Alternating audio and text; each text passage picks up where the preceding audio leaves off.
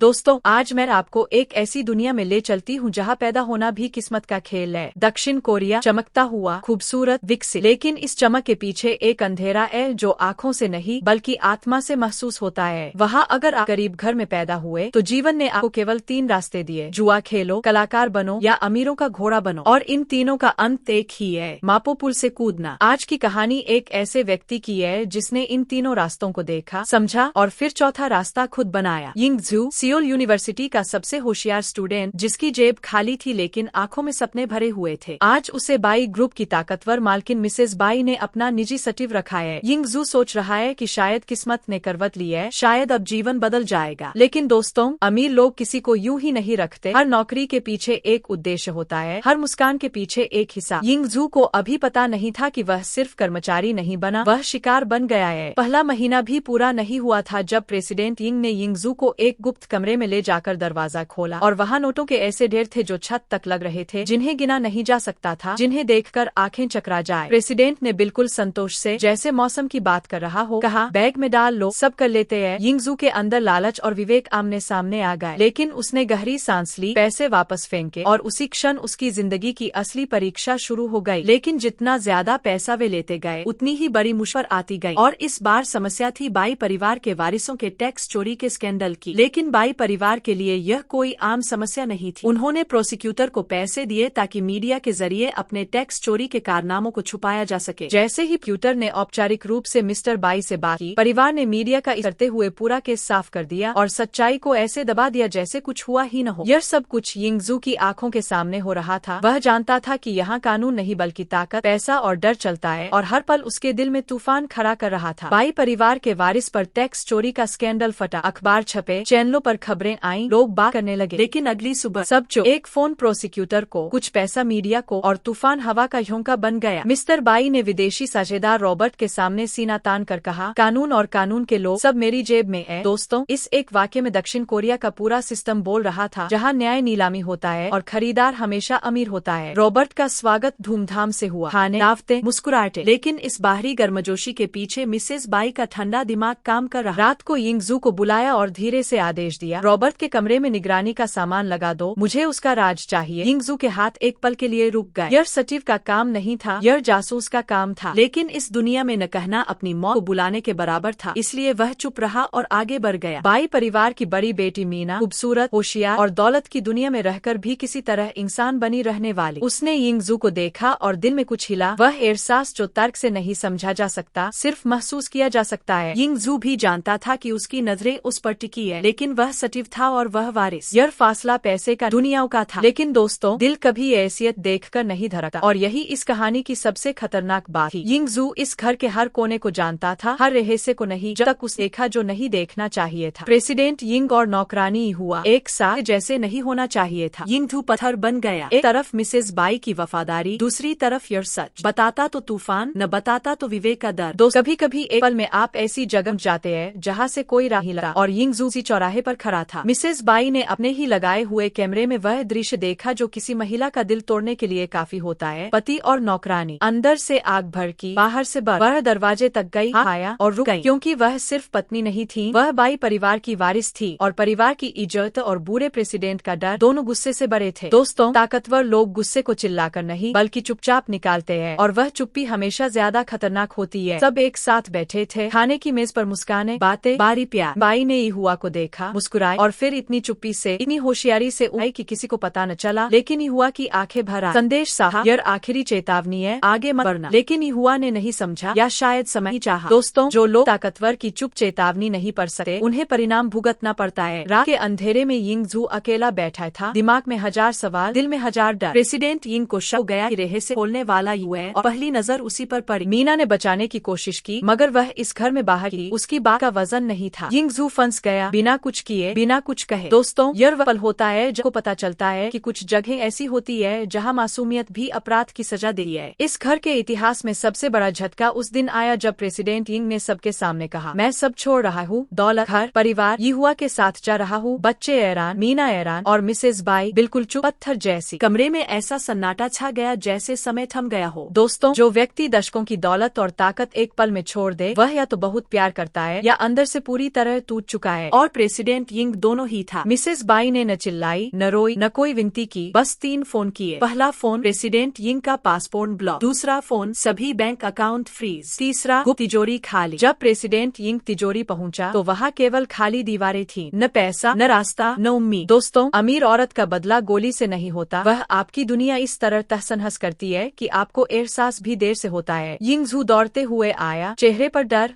आंखों में हैरानी। मिसेस बाई, कमरे में सन्नाटा छा गया। मिसेस बाई ने कहा, यह असंभव है, क्योंकि 30 साल पहले उन्होंने खुद प्रेसिडेंट यिंग का ऑपरेशन करवाया था। मगर डॉक्टर ने पुष्टि की, बच्चा था असली। और उसी पल मिसेस बाई का चेहरा सफेद पड़ गया, क्योंकि उनके दिमाग में एक ऐसा नाम आया जिसका बच्चा यह हो सकता था, और वही नाम इस पूरे परिवार को तबाह कर सकता था। बाई परिवार की सफलता का जश्न, रोशनियां, संगीत, हंसी, शराब, सब खुश, सब संतुष्ट। और फिर अचानक सरकारी गाड़ियां आईं, वर्दी वाले अंदर घुसे, सीधे मिस्टर बाई की तरफ। आपको तस्करी के आरोप में गिरफ्तार किया जाता है। मिस्टर बाई ने अपने पिता की आंखों में देखा और समझ गया, यह दुश्मन की चाल नहीं, यह अपने पिता का बदला था। दोस्तों, जब अपने ही तीर मारते हैं तो घाव गहरा होता है और कभी ठीक नहीं होता। इस पल उसे पहली बार एहसास हुआ कि यह सिर्फ दौलत और राजनीति का खेल नहीं, यह जानों का खेल है, और इस खेल में कमजोर के लिए कोई जगह नहीं होती। जमे हुए चेहरे, जैसे कोई फिल्म देख रहे हो तो कोई हिला नहीं। मगर मीना को रोक नहीं पाया।